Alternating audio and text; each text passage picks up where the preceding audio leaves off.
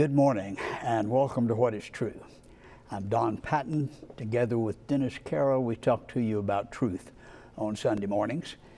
We've, for the last few Sundays, had visiting evangelists with us. We've had Don McLean and Bruce Reeves. We have a number of capable gospel preachers in the area. We're fortunate to have them with us. We're talking this morning about the idea that this is truly our Father's world, and we see evidence of His design and power throughout the universe. I think it's difficult to deny. We also see some things that are not beautiful, and I think we have explanations for that in God's Word. In Acts 14, we're told He did not leave Himself without witness. Here, Paul is responding and preaching differently than the lesson that we see in other places where he's talking in the synagogue to people who believe the Bible. Here are Gentiles who don't. Well, what kind of witness do you have with such individuals? With those individuals, he's talking about the things in nature that are witnesses to him, the rains from heaven and fruitful seasons. I think we see tremendous power involved in taking rain from the Gulf of Mexico and dumping it all over Arkansas, and then the trees producing the fruit. I think we see evidence of God's divine design. Wernher von Braun is one of the better known scientists, especially with people my age. Maybe dating myself, but he's the founder of our space programs, started the rocket science that we know in our country. And he put it this way: the universe, as revealed through scientific inquiry, is the living witness that God has indeed been at work. I think he saw evidence of that in the universe. He was asked, do you have proof of God? And he responded that he did, unless, I don't know whether we can back that up or not. He said, do you really have to light a candle to see the sun? We see another scientist quoted here when he says, we don't really need the latest findings from science to recognize that a mind is needed to explain the universe. And then he continues saying, in every age, people have realized that an intelligible universe must be the product of intelligence. I think that's a very reasonable statement, and where would that come from? Well, that goes all the way back to the 1st century BC. That's Cicero, the Roman philosopher, who says, in every age, people have realized that an intelligible universe must be the product of intelligence. I think that makes perfectly good sense. The psalmist in Psalm 19 made the same kind of comment when he said, the heavens declare the glory of God. The sky displays His handiwork. It speaks out night after night. It reveals His greatness. He goes on in verse 3 to say there is no actual speech or word, nor its voice literally heard, yet its voice echoes through the earth. It doesn't matter whether you're Chinese or English.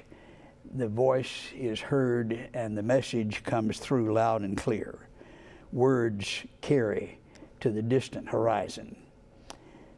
In Romans chapter 1, the Apostle Paul is expressing similar thoughts when he says the creation of this world, since the creation of this world, His invisible attributes, His eternal power and divine nature have been clearly seen.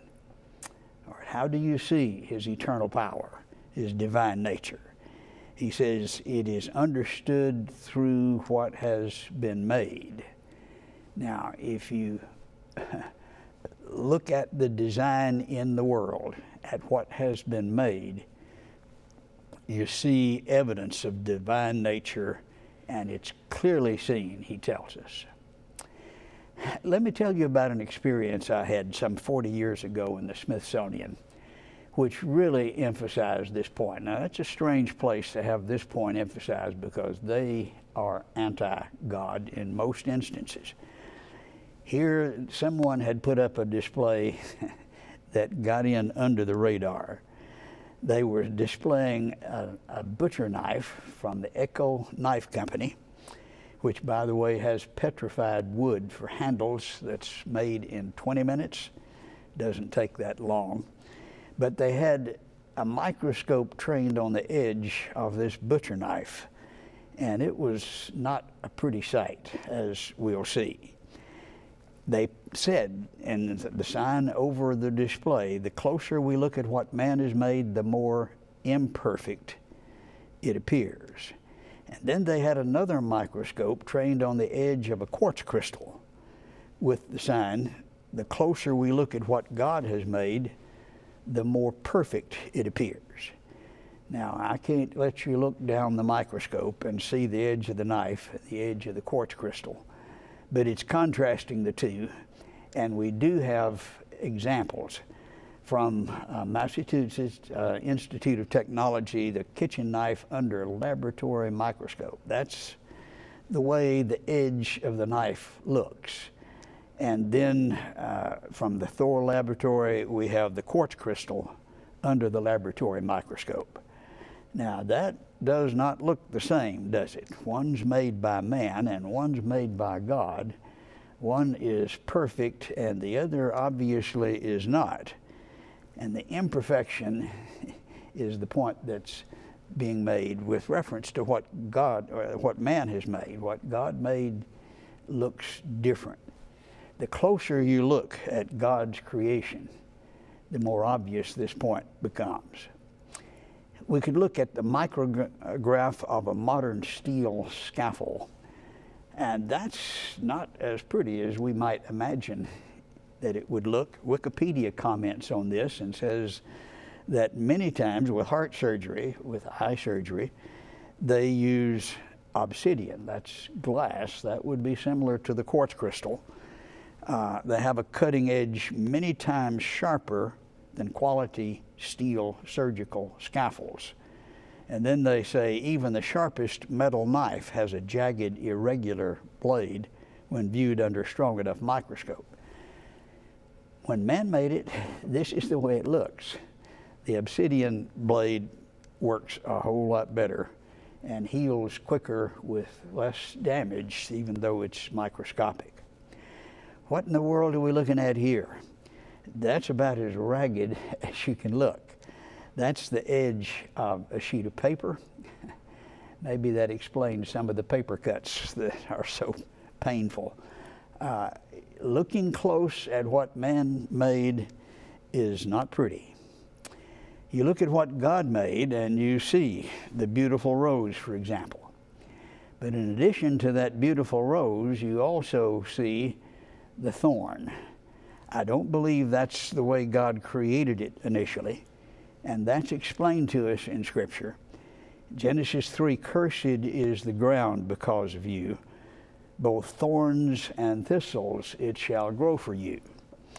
Not the way it was created, not the obvious evidence of God's eternal power designed in the universe, but the consequence because of you, because of sin. This is to remind us that things are not as they were, and that the curse is a consequence of sin. We look at the pathological bacteria and the cancers, we see bad things in the universe, and this is God's explanation of why.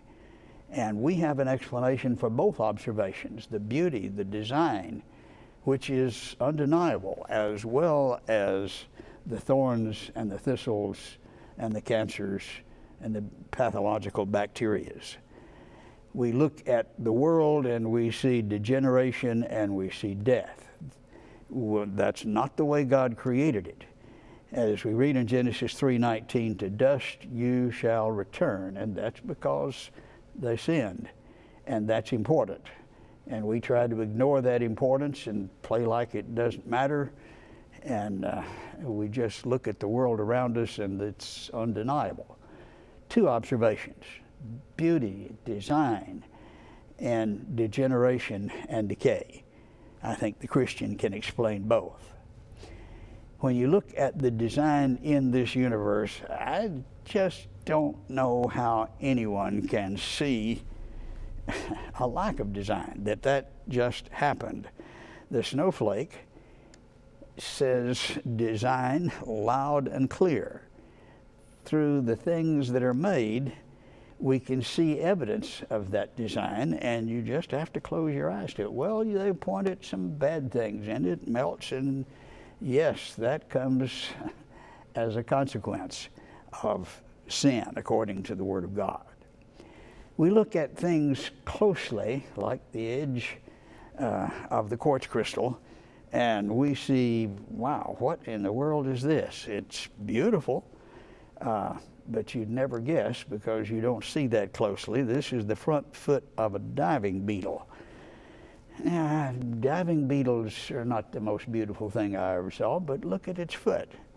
Wow, that's just obviously from God.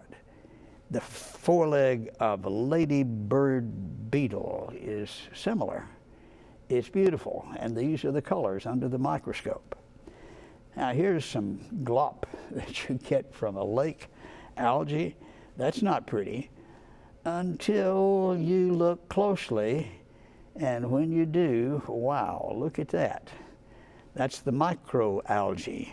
Under the microscope, the glop is gorgeous and obviously designed. Can you look at that and deny the obvious evidence of design? I think you have to have your eyes closed. This is the eye of an ant. I think the design is so obvious that it's undeniable. It's designed and beautiful. We're looking here at some slime mold. Now, that's not beautiful. That's pretty ugly. But you look closely, wow, that's slime mold. You enter that into an art contest, sculpture contest, that's going to be a contender, isn't it? It's beautiful. That's slime mold. Here's another example, another species of slime mold. Again, similar. Beautiful. When you look closely at what God made, His designing hand is obvious. Here's a different type with a wood louse. A beautiful scene here. I've seen abstract paintings that are not nearly that attractive, at least to me. What in the world would that be? That's stomata, the pores on a southern live oak leaf. Just look closely and you see the designing hand. Again, beauty, design. This is a black light shining on an olive leaf, the fluorescent hairs on an olive leaf. Just look closely and you see the designing hand of God. Wow, what in the world would that be? That is a close-up picture of caffeine crystals. Yeah, that would wake you up, wouldn't it? A live crystal almost. Very interesting design. You have to put design in your description, but this is the rasping tongue of a marine snail. When you look close, yeah, the design is there. And here is a mechanism that, what in the world would that be? This is the mechanosensor on a Venus flytrap. You trip the trigger, you touch the edge of these triggers, and you release the jaws of the devouring plant, and the insect gets eaten. It's wide open until you trip the trigger. Now, do you imagine that wasn't designed? That just shouts design.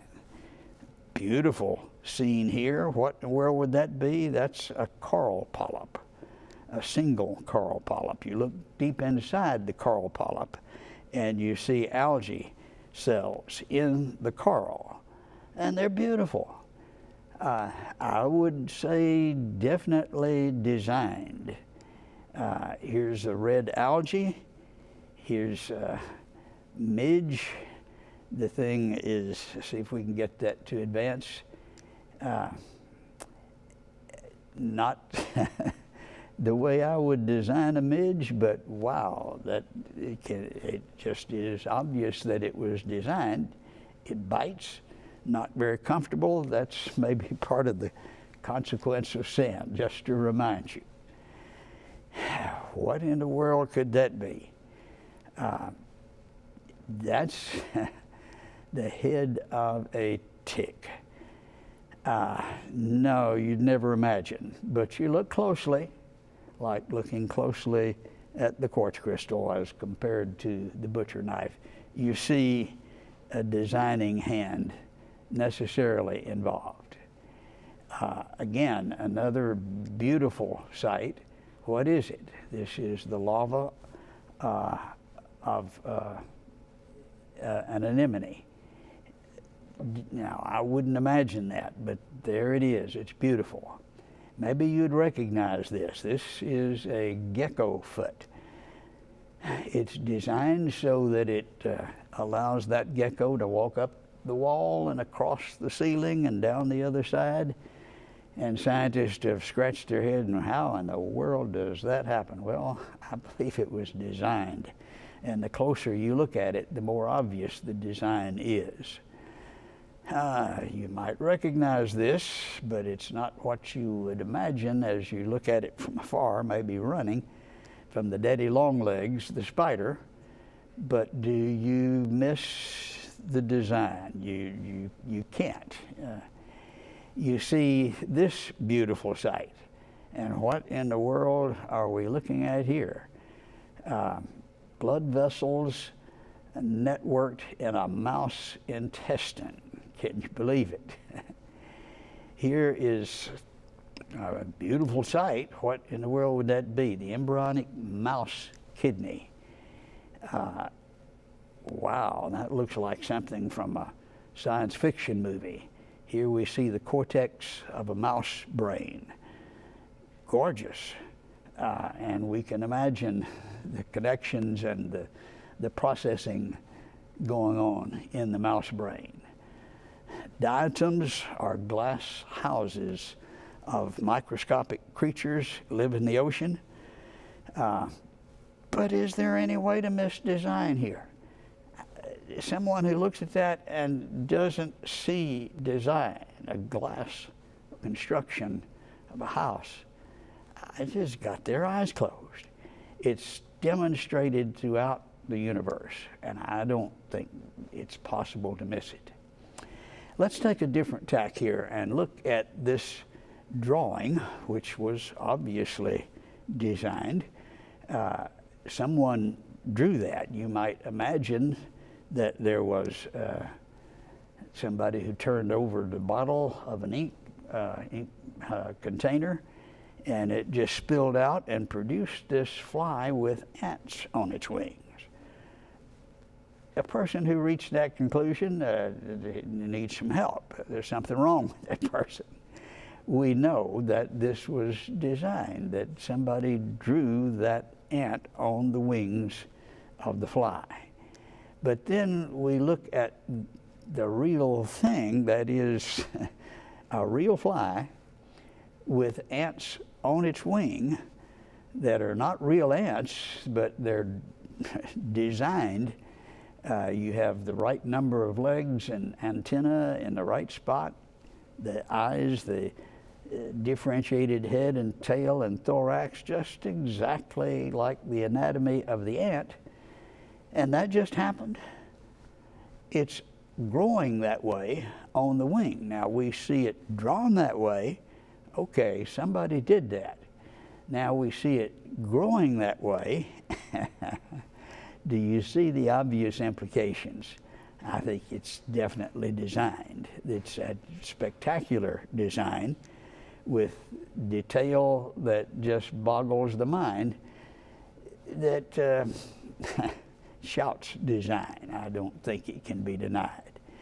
We look at the arrowhead and you say, okay, this just happened to bounce along the riverbed and turn out to look that way. Well, again, that person's going to need some help. No, that was designed.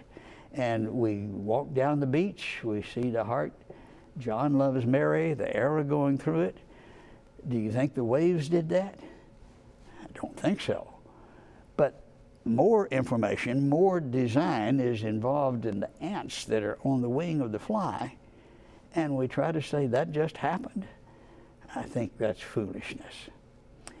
Maybe some of you have tried the origami.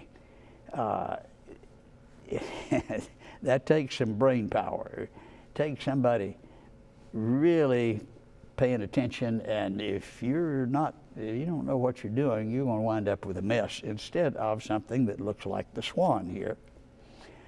But then we see the leaf that's folded that looks like a hummingbird, and the plant that grows in Australia, which ironically doesn't have hummingbirds, but there they are growing on the plant that just really looks like a hummingbird, and that's the flower folded and shaped like the hummingbird. Now, I think we see dramatic and obvious evidence of design. Maybe you compare that with the living hummingbird we see in the picture. That says God's at work in the plants folding the leaves in the origami to match the hummingbird. We go through the forest and we see giant trees up 400 feet in the air, and the leaves are bright and green and beautiful. How do they get the water from way down at the bottom? Thousands of gallons of water are moved up the tree. Notice the description here in the Journal of Geophysical Research, Biosciences, from last year, our 2022.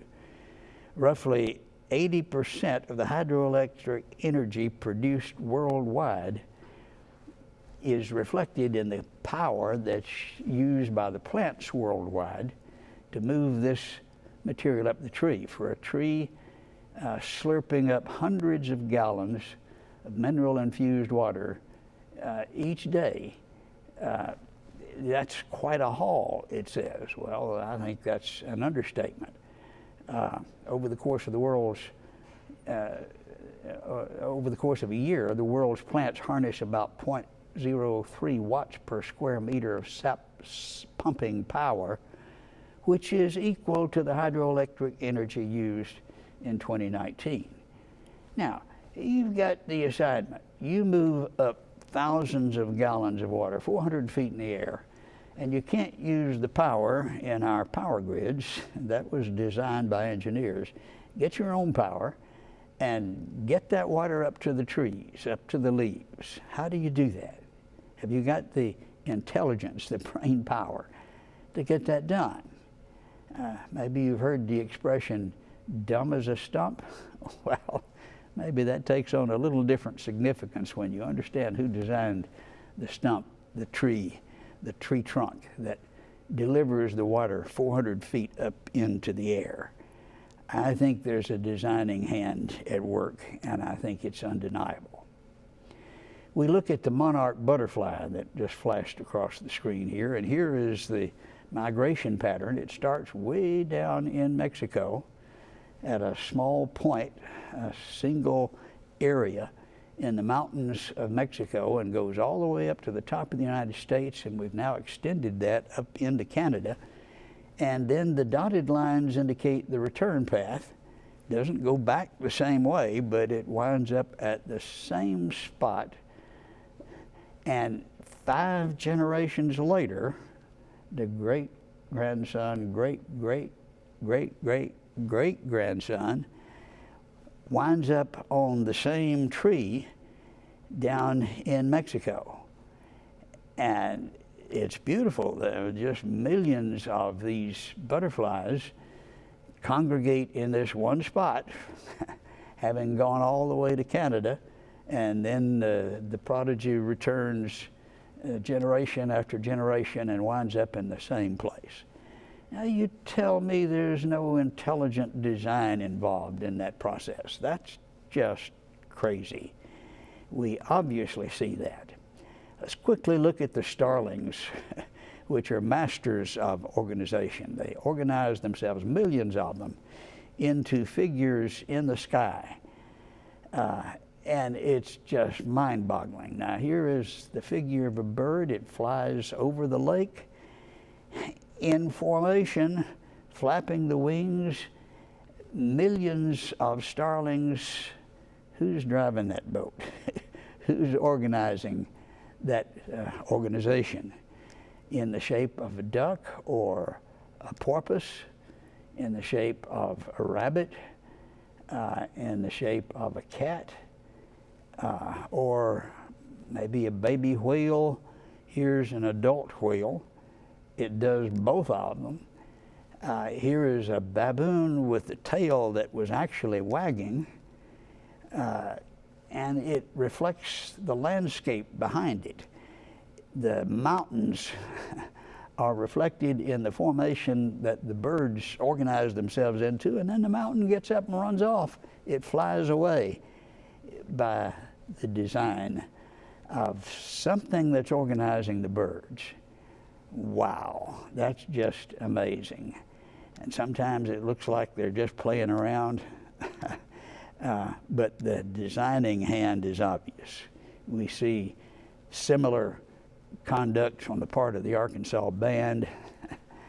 I think it's obvious that the designing hand of God has created it, and we see that power everywhere we look. This is truly our Father's world.